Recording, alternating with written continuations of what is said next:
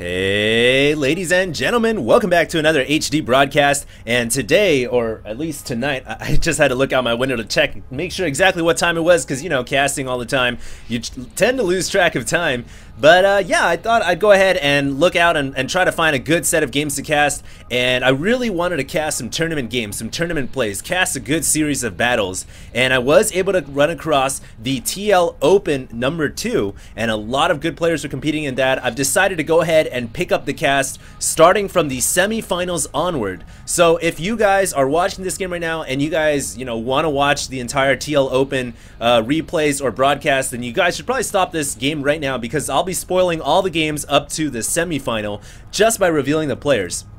So, if you guys are still tuning in, then you guys obviously want to hear this broadcast, so hopefully this is going to be a good one, and we are going to be watching the semifinal, what I'm going to call semifinal A from TL Open #2. And for one of the players here from semifinal A, it is going to be Lalush, or Lalush. I'm not exactly sure how to pronounce him, but he is a European Zerg, and a very, very good Zerg at that. One of the best Zergs I've seen thus far competing in StarCraft 2. And I know I might kind of give you guys a little bit of, I might phase you guys out by saying, oh, this is the best player, this is the best player. I always say these are the best, but honestly, I always try to pick, or strive to pick, the best of the best players. And so, when I do say that Lalush is a very, very good Zerg, I do mean it. He's been prominent all throughout the beta.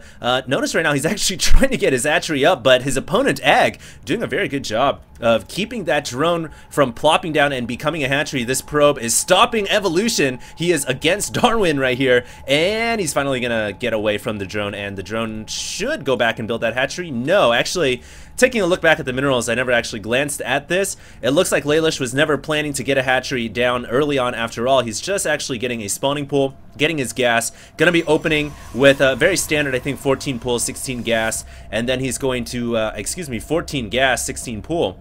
And then he's going to try to gear up and get that hatchery around 21 or 22 supply. Now, enough about Lalush. Let's talk about his opponent, Ag.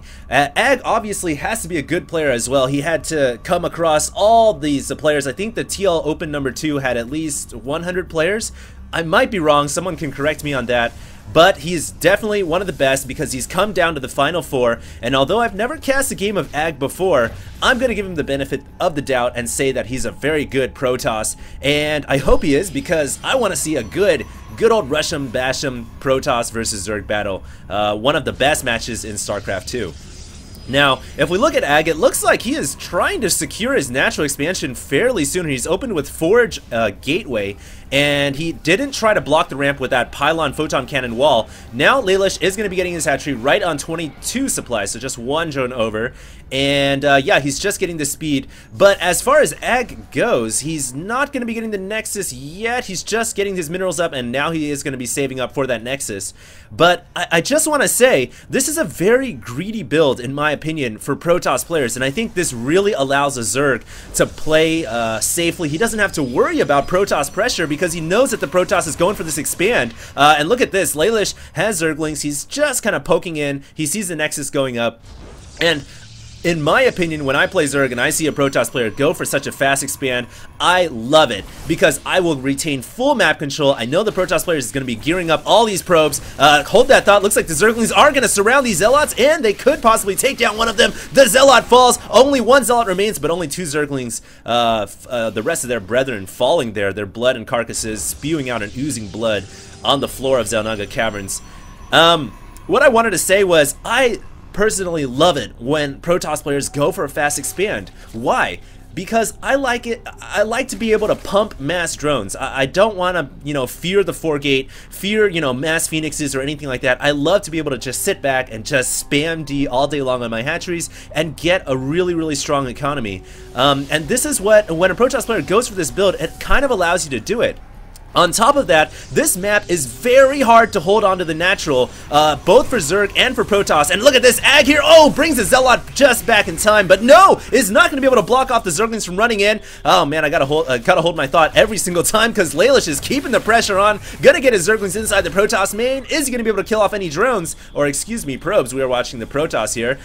If we see the income tab, it looks like Lalush is ahead by about 4 harvesters. Great micro with his Zerglings, keeping them alive, not allowing the Zealots to pick off any of those lings. He still has about 6 6 left, and that's a very threatening force, even for one Zealot, because these Lings have speed. Could they pick off another probe? Nah, very close. The probe just barely gets out of harm's way.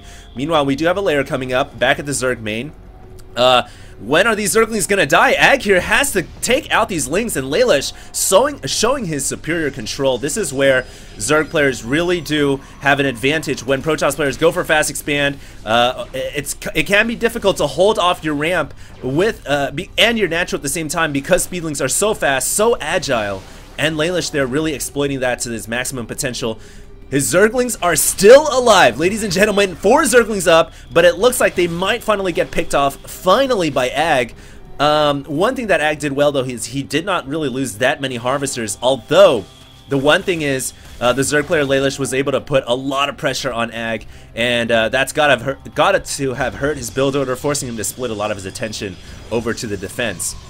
Now, what did I want to say? That was about a minute where I got cut off. I think what I wanted to say was, oh yes, this expansion is very hard to hold. It looks like Ag is going to rectify that by getting pylons here. But what I was going to say is it's very hard to hold, even if you block this off, because Banelings and Zerglings can run in through this side right here. But it looks like Ag is going to rectify that, like I said, getting pylons. So at this point in the game, it looks like his economy is running quite strong. He's just keeping pace with the Zerg, though. And this is why I don't like it. I don't think Protoss should go fast expand so often, because you're never going to be able to really catch up to a Zerg player if he focuses purely on drone production. And he can do that because Ag cannot pressure the Zerg player.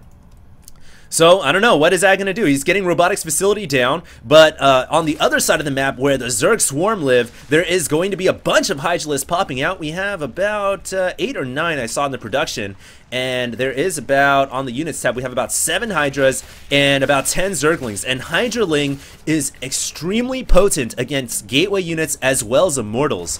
The only thing that can stop Hydraling effectively is Mass Sentry, as well as Colossi. But I don't think we really have Colossus production on the way. We don't even have Robotic Support Bay. There we go. There's the Robotic Support Bay. And we do have another Robotics Facility going down. So Ag will have the proper units to counter Hydraling. Although he will not have enough Colossus out in time, I don't think. The Zerg player really looking threatening here. Lalush could make another devastating attack. Income, dead even for both players. Hydra range not being researched, but we do have Missile and Carapace on the way. Here we go. Lalush is going to be pushing out. The Observer will spot everything. One Zergling going in just to test the waters, and Ag is in a lot of trouble. That's a lot of Hydralisks. That's a lot of Zerglings. He has to fall back to his Photon Cannons in order to defend this Hydralisk attack. We can see the APM going up for both players as they try to win or lose the game, or try to survive the game right here if you're the Protoss player. Oh my goodness, great micro from both players. Notice the Hydralisk pulling back as soon as they're in the red.